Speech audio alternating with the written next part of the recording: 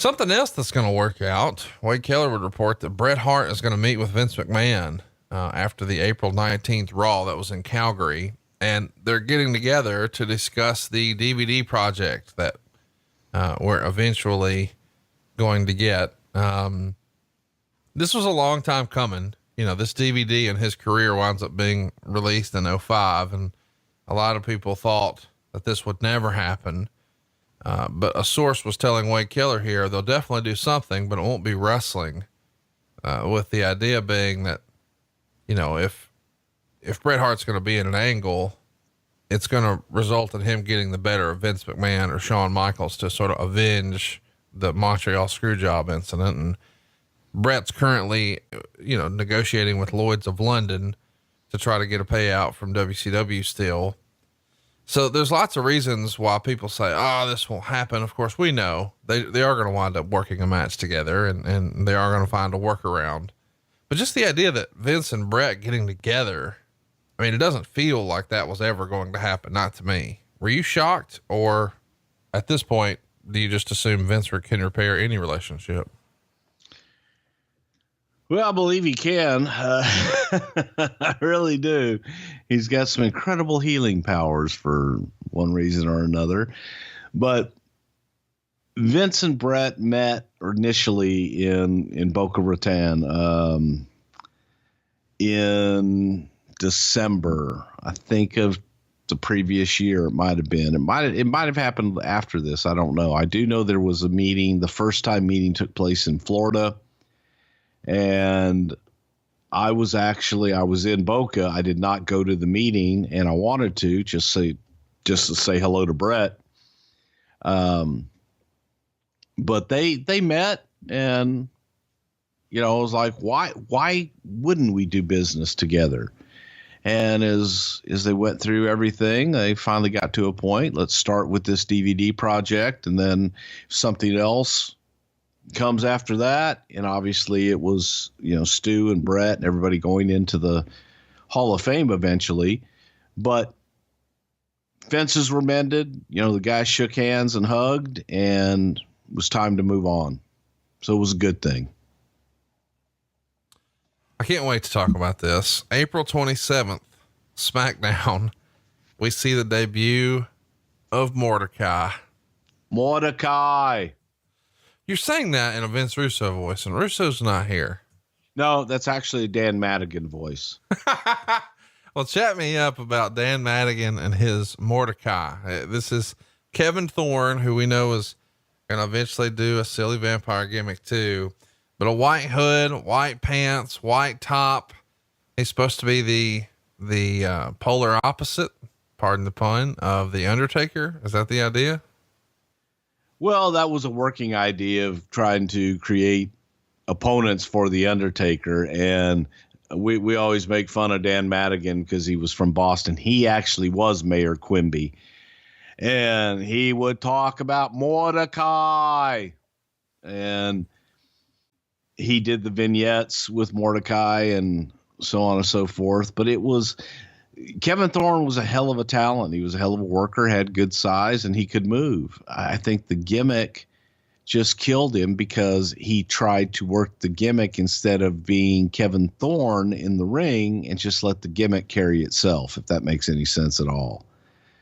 He went in slow motion and was too worried about doing gimmicky things than having a good match and making things logical. Yeah. We were experimenting. Another one of those failed experiments. Let's talk about a few more of those. This is fun. Melsford, right? As it turns out, the Eugene character is going to be portrayed in a manner suggested here a few weeks ago. This has nothing to do with what was written here, as it was suggested by many people beforehand, but the original gimmick of a modern day Rain Man crossed with Mighty Igor looks from TV to be a guy whose Rain Man strengths make him pick up technical submission wrestling at an incredible speed. The character looks to be that of a simple man who actually is a great wrestler. And after a great television vignette where William Regal was attempting to teach him and then stretch him, he wound up stretching the teacher. The evolution of the Eugene character. Talk to us a little bit about that. Well, it was something for Nick Dinsmore, and Nick Dinsmore came from the Ohio Valley Wrestling. He was a product of that environment and from that training system. A tremendous wrestler that Vince felt, he came across very childlike in a lot of ways, and created this idea and this gimmick for him. And it was named after a young man in Pittsburgh, Eugene, who had been around the wrestlers that all the guys loved.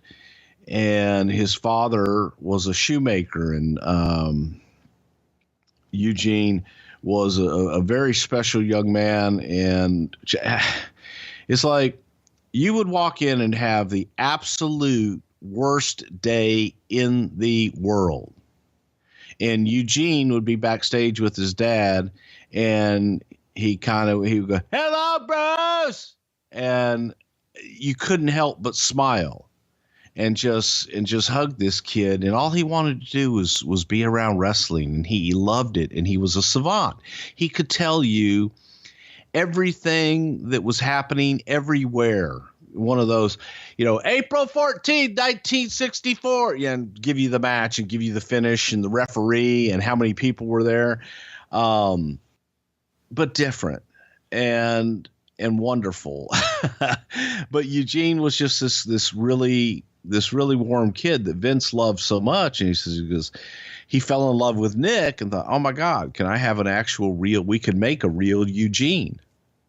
And that's how Nick Dinsmore became Eugene, and he wanted him to be this, pretty much what you said, this powerful savant that wants to wrestle but doesn't know how to wrestle, and then all of a sudden gets in the ring, and holy shit, he picks it up quick.